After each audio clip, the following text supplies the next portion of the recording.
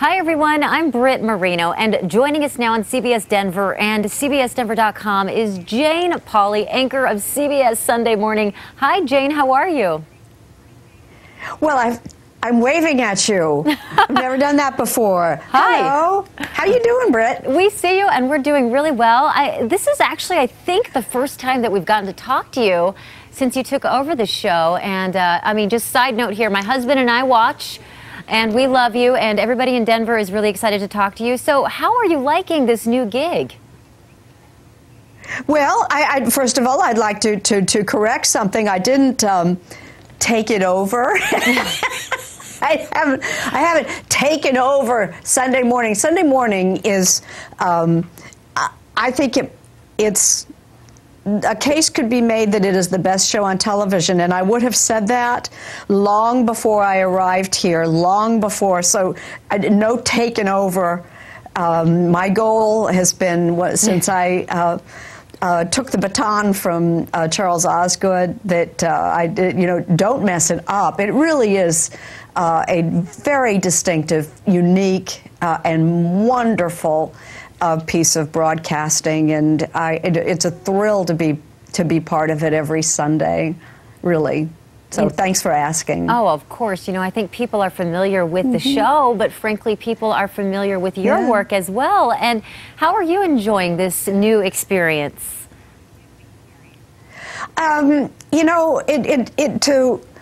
a point in my career, frankly, when I would have expected that I'd be, thumbing through clips or watching old things, that I would still be not only working, but the best job in television I have ever had, and I've had some really good jobs, but CBS Sunday Morning has been the pinnacle of my career, and I go way back. I sound like a old radio show, with hits from the 60s, 70s, 80s, 90s, blah blah blah blah blah, and here I am. It's well, I didn't mean to take up all your time, because you want to know what we've got on the show this particular Sunday. Yes, we do. On the show I have taken over. Over. It's such an eclectic mix of stuff. The profile this week is an actor who everybody knows.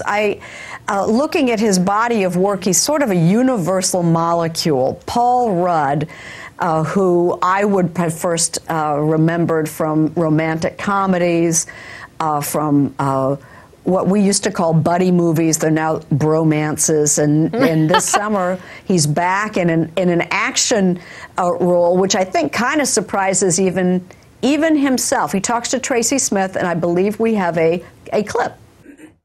Did you ever, let's say, I don't know, 15 years ago, did you ever fathom being a Marvel superhero?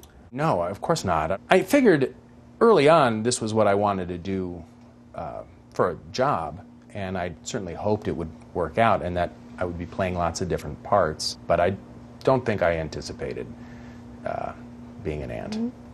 I love that he looked forward to acting as a job. I mean, the man has had a phenomenal career. If I was an actor in Hollywood and I saw that Paul Rudd was sitting in a room auditioning for a part, the man seems he can do everything and is working constantly. Great story. Oh, yeah, we cannot wait for that. He is so funny. We know that you're also catching up with country songwriter and musician Rory Feek. Yeah.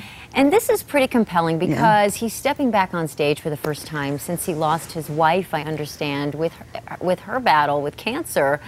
What are you hearing from him? Yeah. Rory Feek, I mean, your audience doesn't, need to be reminded, but maybe a handful do.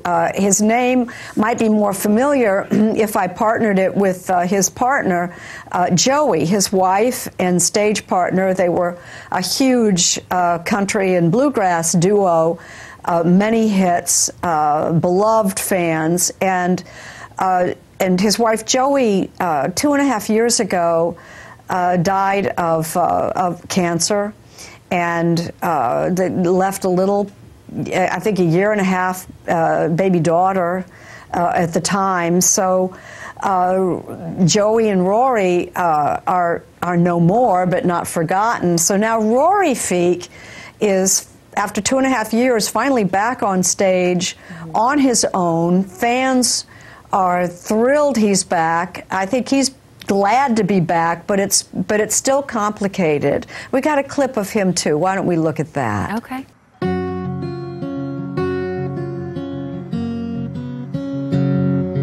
How did it feel when you got back out there?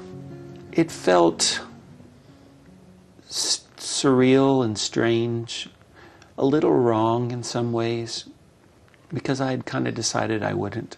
Mm-hmm. But on the other side of it, it felt strangely familiar. Mm-hmm. Yeah, Anthony Mason with the Rory Feek story, strange and familiar, a little wrong. Can you imagine? Wonderful, another wonderful story.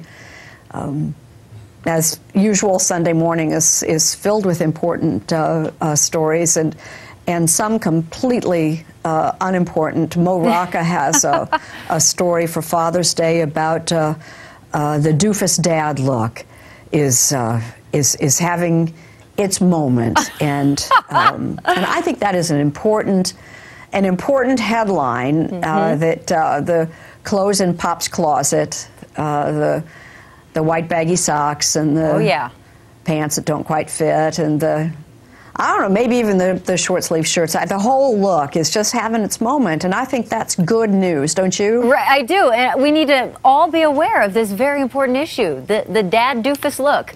Jane, thank you so much for your time. We'll do it again, okay? Okay, we'd love to, and if you stop by Denver, we would love to talk to you. Come on over to the Mile High City. I try to get there as often as possible, and I will take up your invitation. Oh, great. Thank you so much. Everyone, join Jane this See you Sunday Sunday morning. Yes, we'll see you Sunday, 8 a.m. right here on CBS4.